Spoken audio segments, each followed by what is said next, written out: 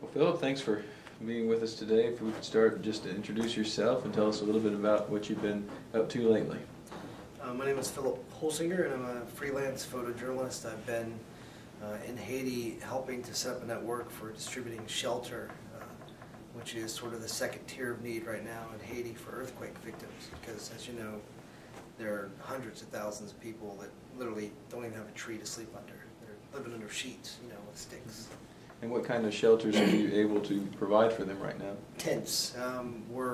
They're mobile, they're easy, people pack them up and carry them with them, 4-man tents is what we're shooting for. You can get literally like 8 to 10 people will literally crowd into these and sleep in them. Wow. Now I know that in the last couple of weeks you've been to Haiti 2 times, 3 times? 2 times. Twice. And you've been there very early on since the earthquakes hit, and you've seen some of the rubble and people face to face. Share with us a little bit about, in short, that experience of just what it was like for you as a Christian to be there and to see so much devastation. Well, as you know, Haiti isn't new to me. It's where I've been making a home, kind of. I travel all the time, but it's been kind of a home for me off and on for the last 4 years. So I have a relationship with Haiti before the quake, and I will continue to. So in part, it was kind of like seeing your own home kind of smashed. When you see anything broken, it's kind of shocking. When I got to Haiti, I wasn't prepared for the devastation. I mean, it's just unbelievable. Whole mountainsides of houses crumble, And when you look at them, you understand that there's no way anybody can recover any human bodies out of those places. There are no roads to get cranes in, It's just a mountainside, So it's pretty overwhelming to see that, And I'm sure that when you see so much destruction and devastation, lots of questions race through your head, just as they would most people. In our class, World Christian, one of the questions we address at different points in the semester, but especially in one of our modules, is what happens, why does suffering happen? Why do bad things happen to good people? And the question I would like you to respond to now with your Haiti context is, where is God when this catastrophe strikes? I'm going to tell you a few stories. Some of this you know, maybe some of it you don't, and I don't know what all will be appropriate for class, but I hope it's all appropriate because it's all true. As you know, I became, pardon my throat, committed to following Christ just some few years ago, 2003 really at the end, although I'd had this sort of in and out faith all my life, but I came to a place of decision and was baptized and made this commitment, and my life began to change. And as you know, I quit my job as a photojournalist and I moved to Haiti, and that was in 2006. In 2008, what you may not know is I had a breakdown. It may have even been a nervous breakdown, I'm not sure, but it was right here in Searcy, Arkansas, and I don't know, I'm very tired because I just got back from Haiti, so I'm still a little emotional. Monty Cox was with me through this breakdown. I'd been working in Haiti, a person who had become a follower of Jesus, and I believed in Jesus. But I was working in Haiti, and I just started losing faith because I could not understand. I mean, my mind is very mathematical, and I just began to think, none of this adds up. How could there be a God that would create the possibility of such suffering? And it led me to a crisis point in a little parking lot here at Harding University where I literally broke down. A friend was talking to me about God and this and that, and I just shook my fist at heaven. And I said, I don't want to believe in you anymore. I don't want to believe in you because this doesn't make sense. And in my mind, I didn't believe in God. I've always struggled a bit with atheism, And I just bawled my eyes out. And it was weird. All this stuff from my own past came back. My brother had committed suicide, and I started talking to God like a person, I'm not like Job. I don't have a righteous life, but I was speaking to God as if I, were Job, and I was saying, where were you when my brother took his life, you know? Mm. So Monty really counseled me through a lot of this. We talked, and you know, the weeks that followed, and I don't know what changed, but something began to change in my heart. And again, there was no light moment or whatever, but I began to see the world a little bit differently, and I'm not sure what. It was like the mercy of God. Just, there were no answers that came to. And I'm not even sure what happened over those last, 2 years. But I know that when I went back to Haiti, I read the book of Job a lot, and I have lots of thoughts all the time. But I had an experience in the field, and I share it with you. I'll share it with you again. And it was, we were, in this horrible, you can imagine where we are in Haiti, and the carnage is, you can't imagine that. And we were in a border clinic, hospital, whatever you want to call it. They'd converted this brand new orphanage into a makeshift hospital. It was like a hotel, open air hotel. They'd never used it before, big balconies. And all these people were in it that they'd flown from, from Port-au-Prince. Mm-hmm. And a tremor took place.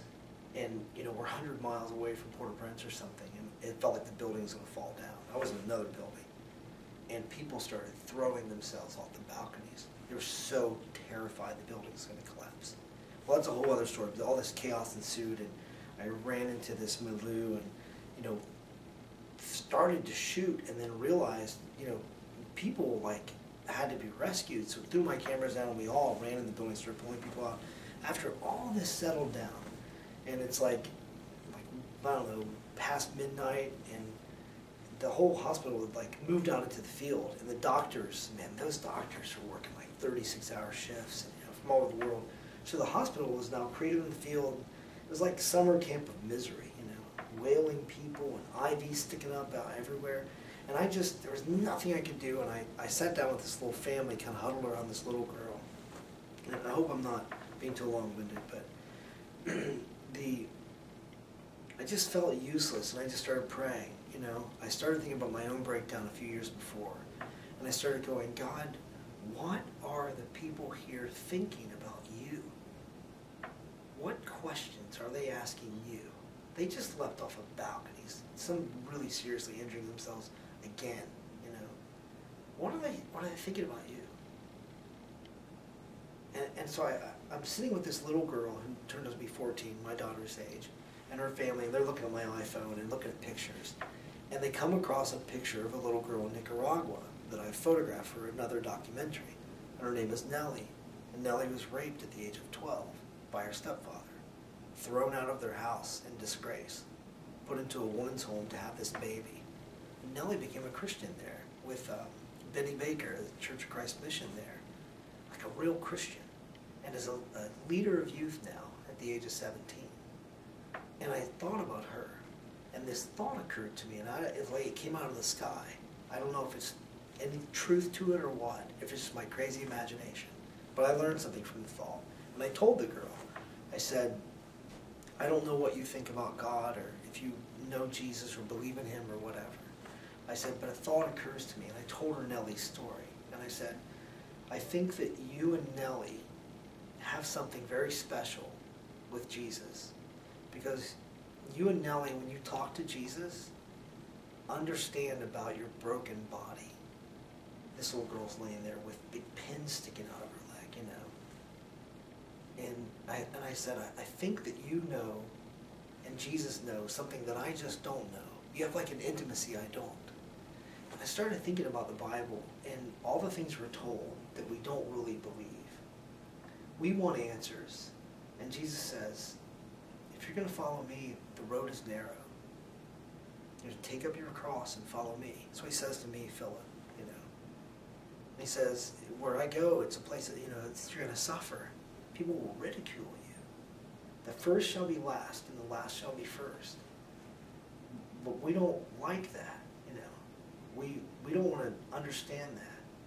And so I look at Haiti, and I stood beside this Lutheran pastor that same night, and he was kind of saying these things to me. He says, we want to believe that there are answers, but maybe Haiti has something to teach us, not so much that we have something to teach Haiti.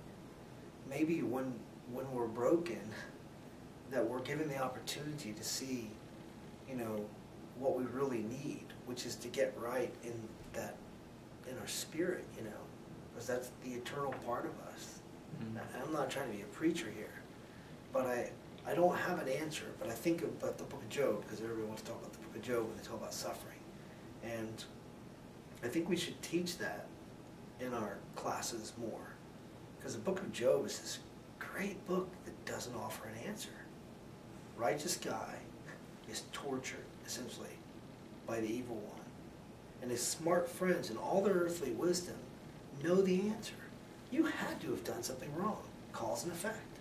If you're good, you get good. If you're bad, it's bad. Life has to make sense. But Job in his heart knows, man, I didn't do anything wrong. I don't think. Tell me, God, why? Mm. And God's answer is a rhetorical question. Mm-hmm. And his rhetorical question is the answer in that question by asking Job all these intimate questions about nature, I think, is God saying, I am not unacquainted with your suffering, my son. You know? Mm-hmm. And I think that's what I felt in that field that night. I felt like I learned something because I felt like my broken heart, again, I don't need to be so emotional, but I felt like my broken heart, from all my sin and everything, I felt understood by God by being amid that suffering and feeling my own suffering. And I'm not saying I like it or that I think it's a good thing that happens in the world by any measure. But I'm saying that what's different now, today in 2010, than it was for me in 2008, is I'm not trying to sum it up in an answer that I can teach people about. Mm-hmm. I'm trying to obey and let God lead me through my own sort of shadow, you know, if that makes any sense. Sure. Anyway, that's my story and my sort of kind of explanation. Sure. I've got one more question, and that is, you mentioned cause and effect, and I think human beings are still looking for cause and effect relationships. Our worldview is much different than the worldview of Job and his friends. In fact, in some ways, we are the opposite. They were trying to spiritualize physical catastrophes. We tend to secularize everything that happens, removing God from that scene. So for some people, the answer to where is God when I suffer, it is God's not there, it's not his fault, it's sin's fault, not God's fault. I sense a fundamental danger in removing God from catastrophe. But I'm curious what your response would be to that. What do you see any dangers in removing God and secularizing everything that's bad, or do you think that's perhaps a proper response to remove God from the catastrophes? No, I don't think it's proper. And these are dangerous waters to begin to speak in, because it's like a high mathematical problem that only God really can solve or understand. I've heard about some religious fanatic, I'll say that, maybe that's unfair to say, but a religious leader, whatever, saying something about Haiti and the devil and Haiti kind of deserving. I haven't heard the speech of this man, but I've heard lots of people talking about it. And of course I dismiss that a nation is being punished by something, because God knows we're a sinful nation, Tim. You know, I mean, we are as sinful as Haiti. I mean, Haiti does blood sacrifices, but so do we, and the way we treat our employees, and it goes on. So I don't think there's any stock in that. But this is God's world. And God allows this world to be the way it is. We often just say, well, sin entered the world, and that's the bad in the world, you know. But I'll tell you this.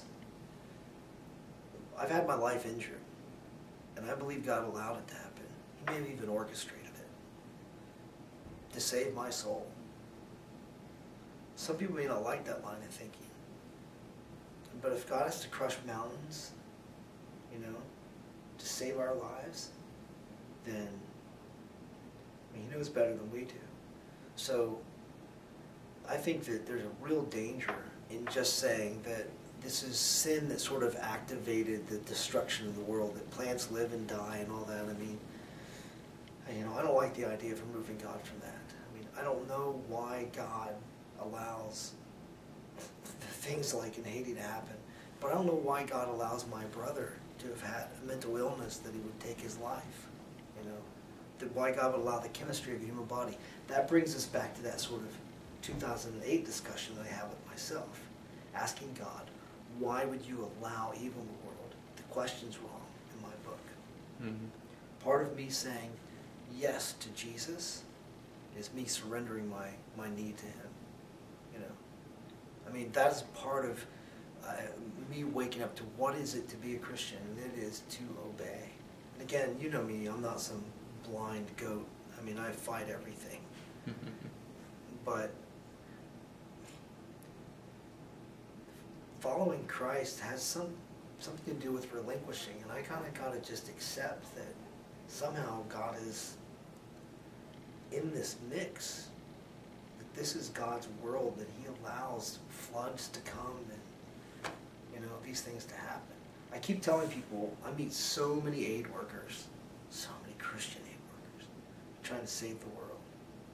And man, it's weird coming out of my mouth, because I sound like I'm becoming way ultra-conservative. But I'm not in Haiti to save Haiti, you know. And I hope to put lots of babies in tents, man, because I don't want them having cholera. But that's not the ultimate goal. I mean, Colossians says that my motive must be only to please my Lord. That must be my motive. My work is unto Christ himself, you know, that God would be glorified. And part of that glorifying him is that babies and widows be taken care of, you know, that pleases him. But the goal is to please him and to be able to be in a position where his love can bring others to him, you know. The human aid is not the goal.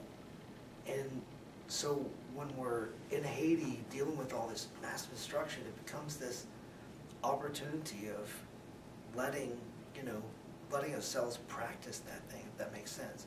But that's what we practice right here. Like every day is that opportunity, you know. I'm being philosophical now, but That's very helpful. And thank you for sharing your story with us. I think this gives us plenty of food for thought and something to talk about in our online class. Thank you very much, Phil. all right, thanks.